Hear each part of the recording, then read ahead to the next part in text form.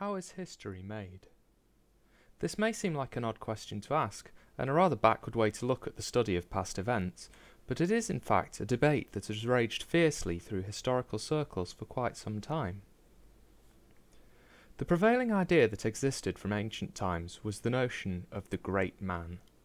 This school of thought was that human development has been shaped by a notable few individuals, by whose will the world has evolved. Think of Alexander the Great, Genghis Khan, Napoleon, and so on. Yet this idea has been criticised in recent years. Historians such as Febvre and Bloch, who founded the Annalist school, or Herbert Spencer, suggest that human history is not as subject to the individual as one might believe. The evolution of trend theory has brought forth a revisionist view that history is made upon a much larger scale, with the evolution of societies and forces beyond the control of mere individuals leading events, rather than a few powerful individuals dragging societies along behind them. This debate is intrinsically linked with another debate within historical circles about the very nature of the subject. Is history a social science or part of the humanities? The social scientists' approach to history is profoundly methodical, attempting to provide an analytical view of events within the context of all that surrounded them.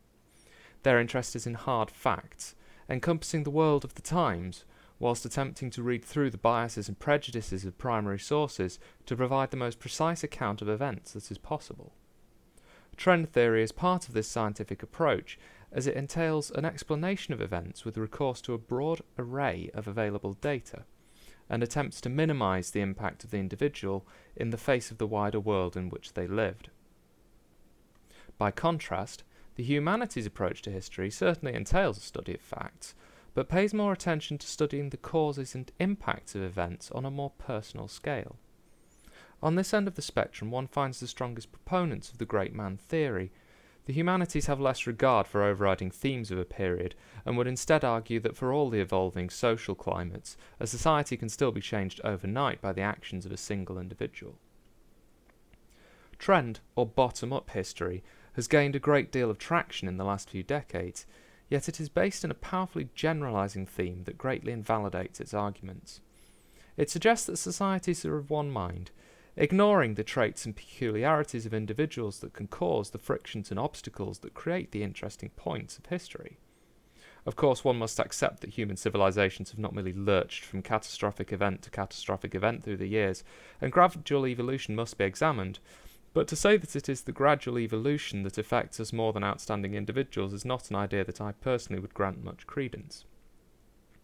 A huge number of civilizations throughout human history have been autocratically ruled, and in such a situation the lives of many are ruled by the decisions of a few. Indeed, the French Revolution, a popular movement that destabilized all of Europe, may well have been a collective action, but it was still in response to the decisions made by a few people who did not understand the wills of the many. The consequences of the decisions made by a select few people in powerful positions have done far more to shape the development of the human race than any long-term economic or agricultural development. In essence, trends may form the framework of our history, but it is people who occupy that framework and cause the events which draw our study. Without people to capitalize on prevailing trends, they remain unstudied, as they have little in the way of real consequence.